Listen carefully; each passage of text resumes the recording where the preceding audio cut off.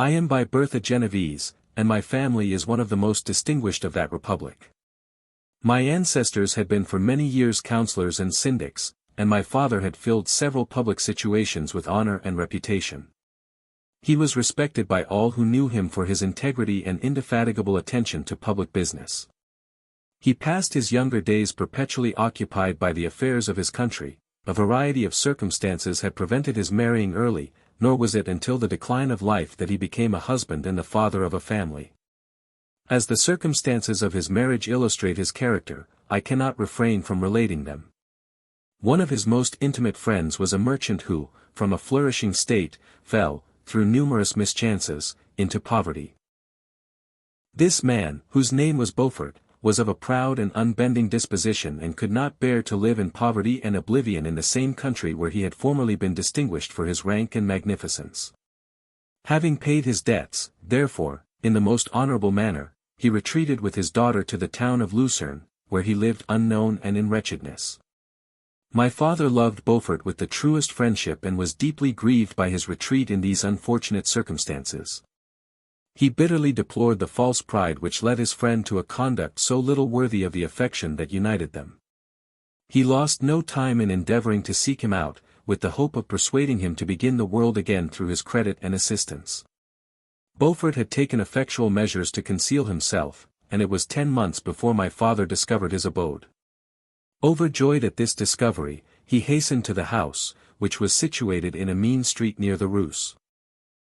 But when he entered, misery and despair alone welcomed him. Beaufort had saved but a very small sum of money from the wreck of his fortunes, but it was sufficient to provide him with sustenance for some months, and in the meantime he hoped to procure some respectable employment in a merchant's house.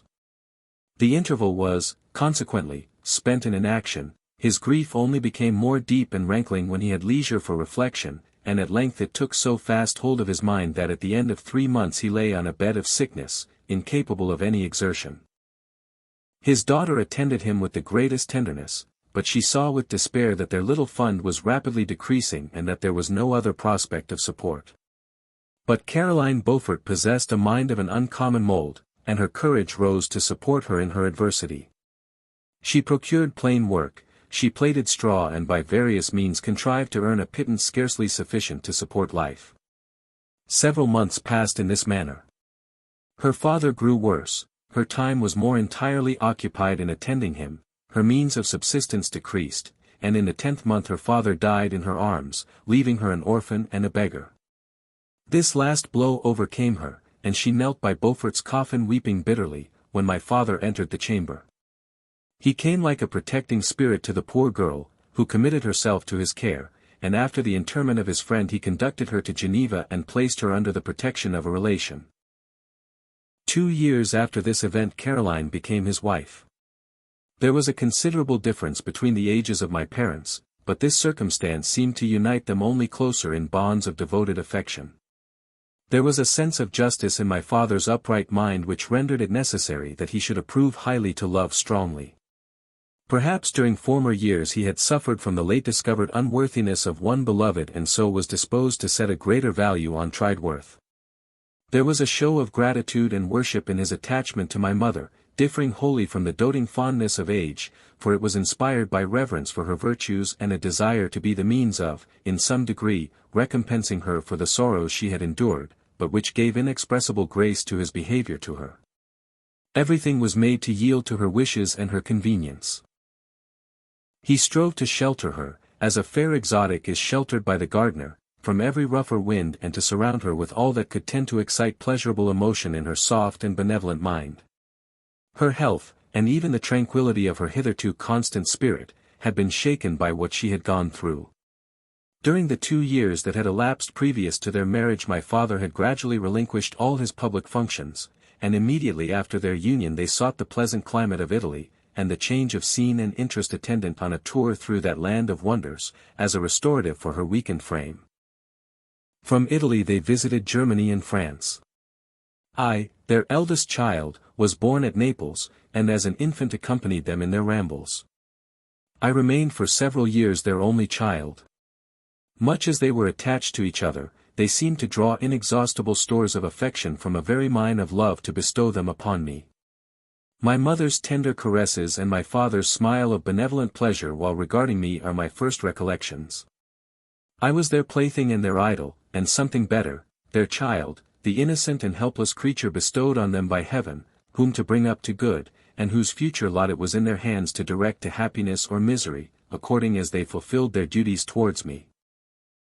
With this deep consciousness of what they owed towards the being to which they had given life, added to the active spirit of tenderness that animated both, it may be imagined that while during every hour of my infant life I received a lesson of patience, of charity, and of self-control, I was so guided by a silken cord that all seemed but one train of enjoyment to me. For a long time I was their only care. My mother had much desired to have a daughter, but I continued their single offspring. When I was about 5 years old, while making an excursion beyond the frontiers of Italy, they passed a week on the shores of the Lake of Como. Their benevolent disposition often made them enter the cottages of the poor.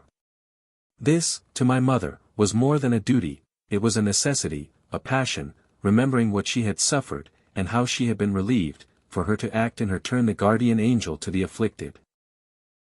During one of their walks a poor cot in the foldings of a veil attracted their notice as being singularly disconsolate, while the number of half-clothed children gathered about it spoke of penury in its worst shape. One day, when my father had gone by himself to Milan, my mother, accompanied by me, visited this abode. She found a peasant and his wife, hard-working, bent down by care and labor, distributing a scanty meal to 5 hungry babes. Among these there was one which attracted my mother far above all the rest. She appeared of a different stock. The 4 others were dark-eyed, hardy little vagrants, this child was thin and very fair. Her hair was the brightest living gold, and despite the poverty of her clothing, seemed to set a crown of distinction on her head. Her brow was clear and ample, her blue eyes cloudless, and her lips and the moulding of her face so expressive of sensibility and sweetness that none could behold her without looking on her as of a distinct species, a being heaven-sent, and bearing a celestial stamp in all her features. The peasant woman, perceiving that my mother fixed eyes of wonder and admiration on this lovely girl, eagerly communicated her history. She was not her child, but the daughter of a Milanese nobleman. Her mother was a German and had died on giving her birth. The infant had been placed with these good people to nurse, they were better off then. They had not been long married, and their eldest child was but just born.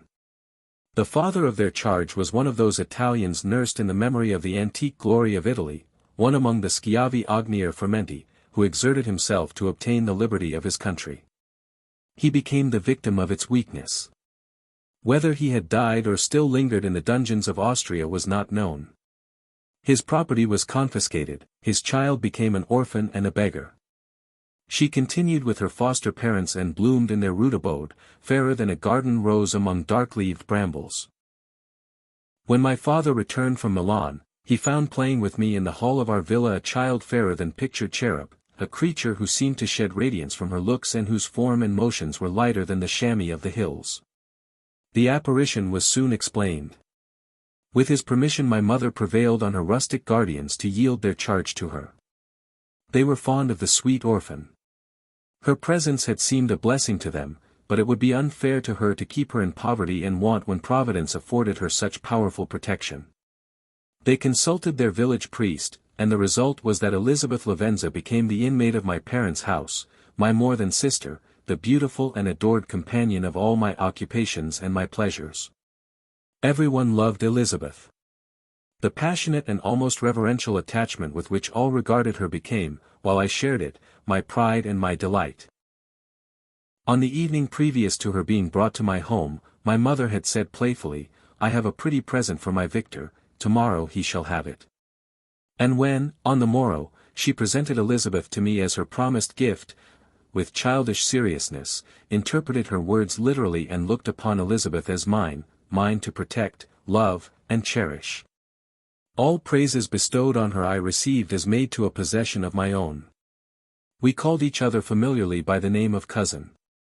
No word, no expression could body forth the kind of relation in which she stood to me, my more than sister, since till death she was to be mine only.